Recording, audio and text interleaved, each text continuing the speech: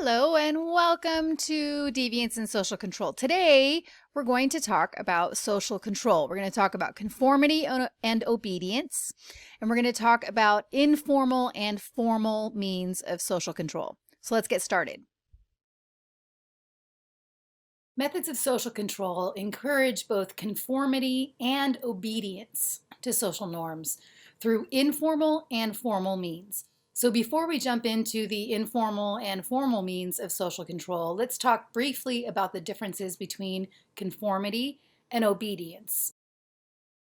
Conformity is acting in ways that match group norms and socially accepted conventions or standards.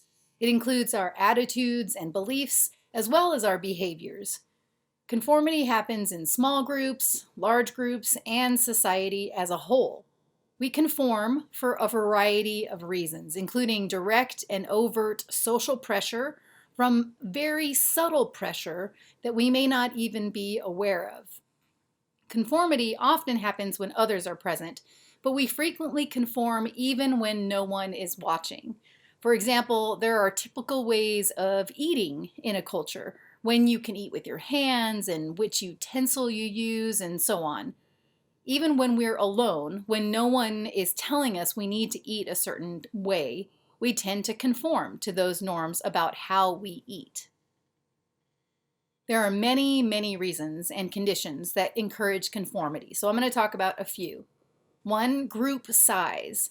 We are more likely to conform when we're in a group of 3 to 5 people compared to how likely we are to conform when the group has just 2 people. So, for example, one study from the late 60s had various numbers of people pause and look up on a busy New York sidewalk.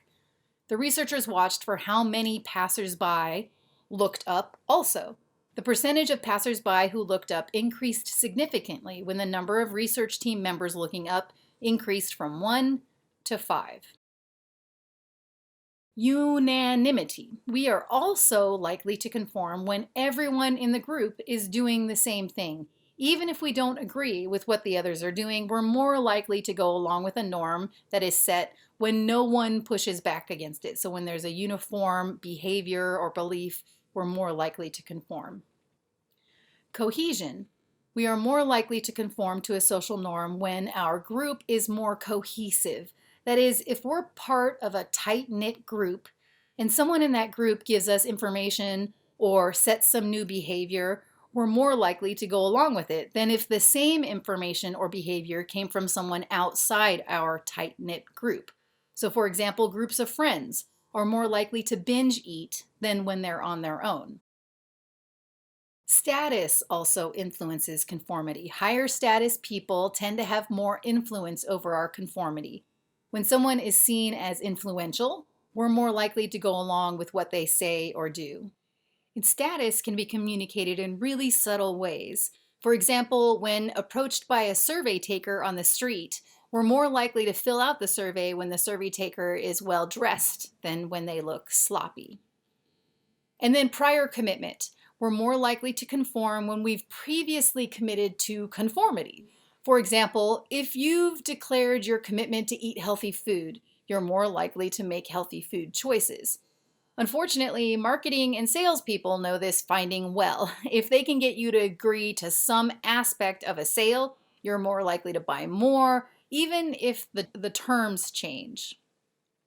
Also, public opinion matters. When the public shares a common view of an activity and we know that view, we are more likely to conform to it. But there's more than one way to conform. So first, there's compliance. We can comply. That is, we can conform while we're in public or under surveillance when someone is watching us, but we keep our own contrary beliefs and views. We don't want to face the sanctions that we'll talk about later, so we go along with the norm while others are present. We don't want to be rejected or ridiculed or made to feel stupid or wrong, so we pretend. Then there's identification. When we like, respect, or admire someone and adopt their beliefs or attitudes or behaviors, we are conforming by identification. In this type of conformity, we want to establish or maintain a self-defining relationship to another person or group. We do believe in the attitudes or beliefs or behaviors we've adopted through identification, but we do so because we believe in the person or the group who is modeling those norms. So, why we comply is because we want this real or imagined relationship. Still, this is a deeper type of conformity than compliance. Then there's internalization. So when the attitude, belief, or behavior is personally rewarding to us and aligns with our own value system, we have internalized that belief and conform because we think it's right or good. This is the deepest kind of conformity. We are likely to act in line with these beliefs in public and in private. And the influence of this type of conformity, of internalization, will likely stick with us for a really long time.